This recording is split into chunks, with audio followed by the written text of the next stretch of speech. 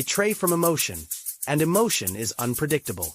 The wise ruler, like Cesare Borgia or Cardinal Richelieu, used former enemies as allies, knowing that those who trust in the power is currency, and like any currency, it must be spent cautiously. Strategy is the life of to control outcomes. One must first control information.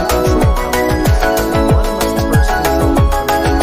most dangerous habit of the ambitious is to reveal too much. Their plans, their desires, their intentions. Concealed direction is the circle of great. When others cannot see your path, they cannot watch. Plan spoken is a plan exposed. The ability to mislead without lying, to reveal just enough truth to conceal the truth, is one of the highest skills of power.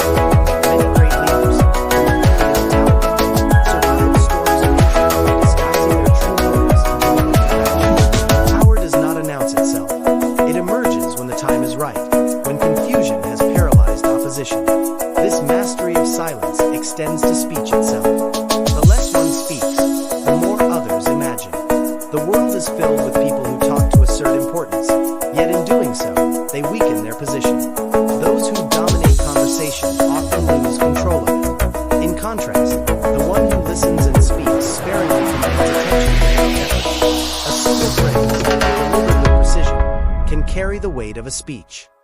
Throughout the ages, the greatest counselors and kings have understood that words, like currency, lose value when overspent.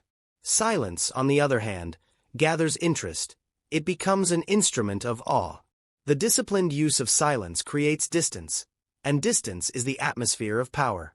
Reputation is another invisible weapon. It precedes you, shapes expectation, and determines how others react before you even act.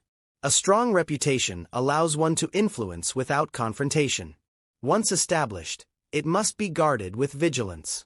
The ancient nobles of Europe dueled over a single insult, for they understood that public perception was worth more than life itself. A man's fortune, alliances, and future could crumble at the whisper of scandal. Reputation is not built solely on truth. It is built on consistency, the repeated projection of strength, reliability, and control. To lose reputation is to lose momentum, and once momentum is gone, power bleeds away quietly until it disappears. Yet reputation alone is not enough. The world must see you. Visibility is vital. The human mind is drawn to what it sees often, and what it sees dramatically. In every age, those who understood performance ruled hearts. Cleopatra conquered nations not only with diplomacy but with the art of spectacle. Her entrances were choreographed illusions of divinity, gold sails, exotic perfumes, and celestial music. Visibility breeds fascination, and fascination leads to influence. The invisible are forgotten. The visible are remembered, desired, and feared. In this lies another law of nature. Attention equals existence. However, there is an art to being seen. One must appear without revealing too much. Mystery is the twin of power.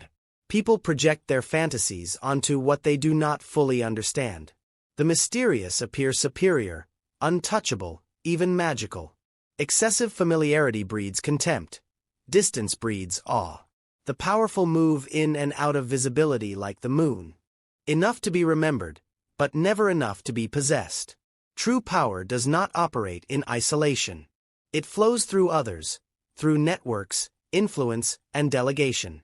A ruler who attempts to do everything himself remains a servant to his own energy. The skilled manipulator uses others as instruments. He lets others speak, act, and labor, while he remains the axis around which they move. This principle has governed courts and corporations alike. Those who master it transform effort into control, allowing others to exhaust themselves while they retain direction. To use people without their resentment is the mark of sophistication. To make them believe they serve their own interests while serving yours is the perfection of rule. In the realm of influence, reaction is weakness. The powerful do not chase, they attract. When you pursue others, you reveal dependence. But when you make others pursue you, you become the prize. This magnetism is created not through arrogance but through self-containment.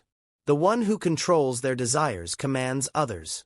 In history, we see this in figures like Queen Elizabeth I, who, though surrounded by admirers, remained unattainable. Her restraint made her irresistible, and her refusal to commit kept her throne secure.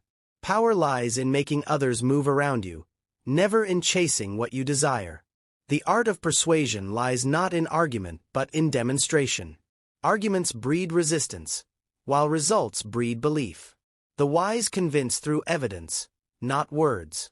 A leader who acts with quiet certainty inspires faith without debate. Success silences opposition more effectively than rhetoric. When power manifests itself through results, resistance fades. People follow strength because strength promises security. One of the greatest dangers to power is the infection of negativity. Emotions spread faster than logic. Association with the miserable, the unlucky, or the unstable will erode one's spirit and judgment. Throughout time, the wise have avoided those who drain energy. Power is life force. It thrives in confidence and decays in despair. To maintain power, one must guard one's emotional environment as carefully as one guards one's fortune.